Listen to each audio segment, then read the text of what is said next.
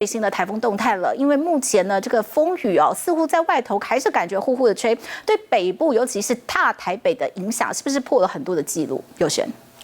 好，赶快来看到呢，今天晚上开始，我们一直讲这个风雨从东半部会慢慢的减弱。不过呢，其实在北台湾，特别是在这个基隆北海岸还有宜兰地区，仍然是可以感受到这个风强雨骤的。最主要的原因就是因为现在整个康瑞台风虽然是出海进入到了台湾海峡部分，但是因为呢，它还是有一些环流造成这个东风甚至是南风的关系，特别是因为吹南风导致这个角鱼效应，所以呢，在这个基隆北海岸还有宜兰地区，主要就是因为受到了地形的影响，这里的风力非常的强劲，有可能来到10级以上。而今天晚上特别要留意了，除了在北部以外呢，特别就是要来看到中南部今天的雨势，从晚上开始就会越来越明显了。就是因为呢，康瑞台风呢，它的环流还是非常的大，而且尤其是因为转为吹西南风的关系，就会把这个风雨给不停的带上来。所以今天晚上到明天清晨来说呢，东半部先是减弱了，但是北台湾还有特别是在中南部地区，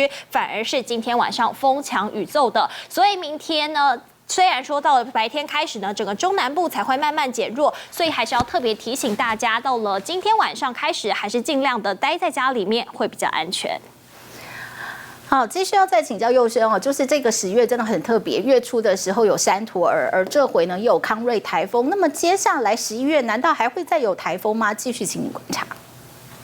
好，我们先来帮大家统整一下这一次的这个康瑞台风呢，它的暴风圈是非常大，所以对于全台湾来说都会是非常有感的。当它登陆的时候，7级暴风圈是达到了320公里，其实仅次于这个1998年瑞伯台风，当时是350公里，但是瑞伯台风并没有登陆的。而且这一次康瑞台风其实是历年10月最晚登陆的台风哦。那么呢，其实包含它这一次所创下的记录以外，到底有没有可能，虽然是它已经最晚登陆了，但是康瑞台风难道是今年最后一个台风吗？目前还是有一些不确定性的。最主要的原因，其实有专家特别提到了，尤其今年的海温上升，再加上整个夏天的太平洋高压相对是比较弱的。但是什么样的原因导致这样子的结果呢？是因为大气环流的模式开始变化了吗？还是因为人为的全球暖化？恐怕还需要更多的数据来佐证。但是由于呢这2个效应呢，导致了今年台风往北方侵袭日本的机会是大幅提升的。